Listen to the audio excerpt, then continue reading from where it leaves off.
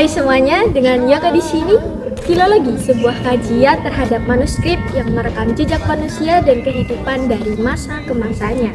Lembaran-lembaran teks tidak hanya mengajak kita menelusuri isinya saja, melainkan melihat jejak-jejak yang ditinggalkan pada masa lampau. Nah, apabila nih manusia dikatakan sebagai bagian dari peradaban, maka kacamata filologi membantu kita melihat bagaimana peradaban ini direkonstruksi melalui hal yang hadir dalam teks. Maka teman-teman, pada kesempatan kali ini kami dari kelompok 7 mata kuliah tekstologi meneliti sebuah manuskrip yang berjudul Raden Saputra dengan melibatkan pendekatan sastra yaitu pragmatik Emma Abrams.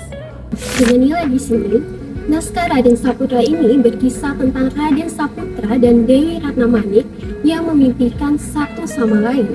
Keduanya akhirnya bertemu dan mengharuskan mereka untuk melakukan penembusan dosa dan menempuh segala ujian. Naskah Raden Saputra memiliki kode BR 378 yang tersimpan dalam Perpustakaan Nasional Republik Indonesia.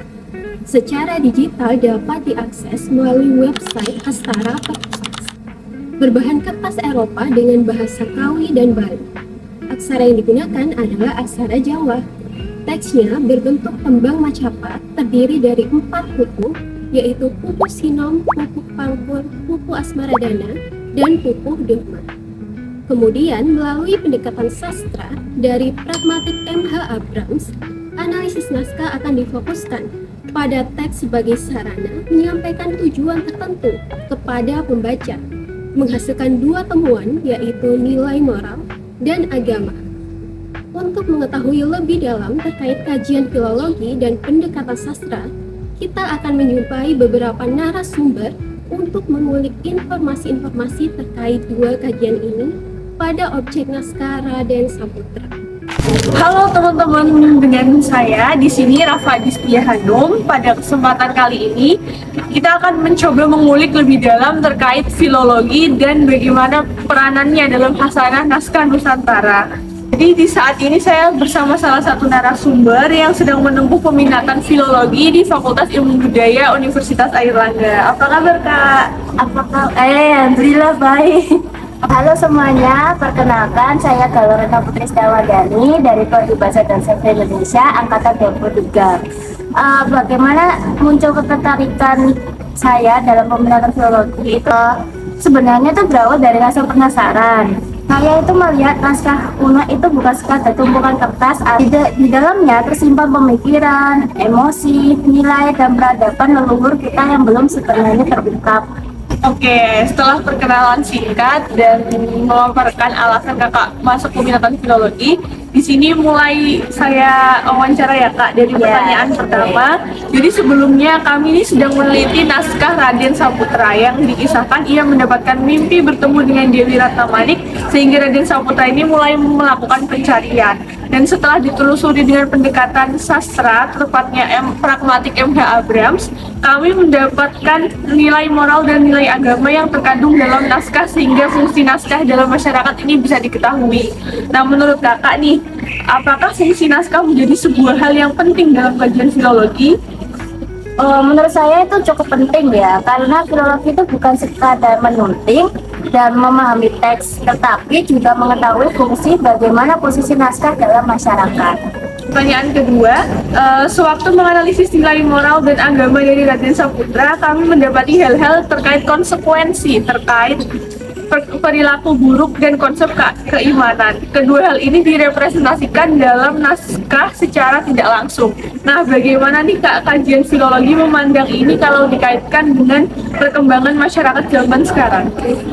Itu filologi itu menjadi jembatan konteks masa lalu dan kondisi saat ini.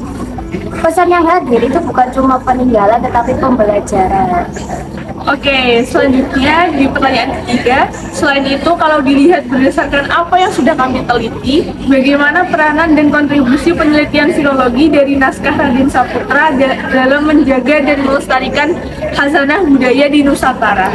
Oke, jadi penelitian itu utamanya itu bermanfaat untuk mengungkapkan, menyelamatkan, serta mendokumentasikan naskah Raden Saputra tersebut agar tidak hilang seiring perkembangan zaman. Jadi proses-proses sebelum kalian analisis itu dengan pendekatan lain seperti transliterasi, penyuntingan, dan penerjemahan itu menjadi warisan budaya yang dapat dilestarikan pada generasi berikutnya. Oke, lanjut ke pertanyaan keempat. Sebelum dianalisis dengan pendekatan lain, pastinya kan harus melalui proses seperti yang disebutkan sebelumnya, kayak transliterasi. Nah, seberapa penting sih rangkaian ini sebelum menganalisisnya dan dengan pendekatan lain untuk mengetahui interpretasi dari naskahnya? Oke, jadi tentunya ini penting sekali ya, karena dalam penelitian dengan memanfaatkan pendekatan lain dalam kajian filologi itu pemahamannya terkait naskah itu bisa dibilang sudah akurat, karena terbebas dari kesalahan dan jadi lebih akurat. Oke, baik, terima kasih ya Kak atas kesempatannya karena sudah berkenan untuk kita wawancarai terkait kajian filologi dan kaitannya dengan naskah Raden Saputra yang sedang kami teliti. Baik, sudah puas dengan wawancara filologi tadi, mungkin kita bisa beralih ke sudut pandang sastra. Nah, di sini saya ditemani dengan kakak tingkat dari Sasindo Angkatan 23. Nah, sebelumnya mungkin bisa perkenalan terlebih dahulu, Kak. Oke, halo. Kenalin, aku Anissa Kusuma Ramawati. Bisa dipanggil Anissa atau dipanggil An juga bisa. Aku dari Sasindo Angkatan 23, Kebanyakan Sastra.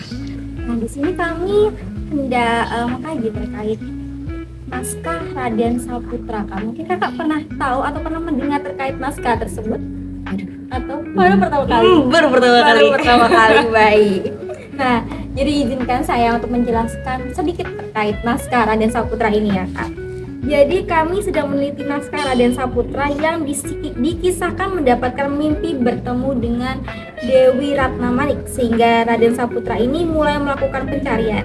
Dan setelahnya ditelusuri dengan pendekatan sastra, tepatnya kami menelusuri dengan pendekatan pragmatik M.H. Abrams. Nah, kami mendapatkan nilai moral dan juga nilai agama yang terkandung di dalamnya. Nah, mungkin dari kakak sendiri, apakah kakak sudah mengetahui atau mungkin kakak sedikit tahu gitu ya terkait pendekatan pragmatik M.H. Abrams? Sebenarnya Abrams ini kan juga nggak cuman berbicara terkait pragmatik ya. Yang beliau bicarakan juga ada terkait dengan pendekatan lain, kayak objektif juga ada, ekspresif juga ada, bahkan yang terkenal ini mimetik sebenarnya. Tapi kalau dengan pragmatik ini menyinggung perihal terkait pembaca, tapi bukan berarti bagaimana karya sastra itu semata-mata dibaca sebagai pembaca aja, tapi juga kalau kita belajar terkait hubungan antara karya sastra, pengarang, dan pembaca, itu pasti bersinggungan gitu ya, terkait dengan dunia sastra, dunia pembaca itu bagaimana. Jadi sebenarnya ada kesinambungannya bagaimana Abrams menjelaskan terkait dengan pragmatik dari segi sastra yang melibatkan pembaca, bukan semata-mata pembacanya terpisah dari sebuah karya sastra dan pengarang. Tapi ketika pengarang menciptakan sebuah karya pasti membutuhkan pembaca.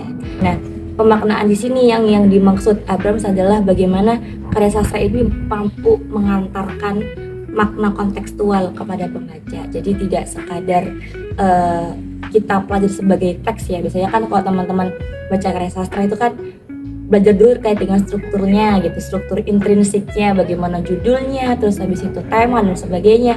Nah, setelah belajar terkait intrinsik kan pasti agak buntu untuk memahami secara teks ya. Konteks ini tuh yang dimaksud untuk bisa meneruskan pemaknaan teks kepada pembaca. Jadi pembaca di sini sebagai yang menerima dan sekaligus untuk mengembangkan bagaimana konteks itu ada dalam sebuah karya sastra. Baik, terima kasih banyak Kak. Jadi Abrams ini lebih fokus ke konteksnya gitu ya Kak ya. Oke.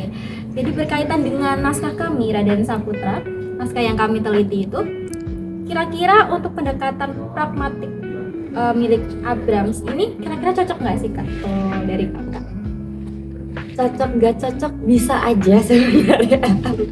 Kalau misalkan ngomong cocok sih memang depends ke objeknya ya, maksudnya kebutuhan teks itu seperti apa.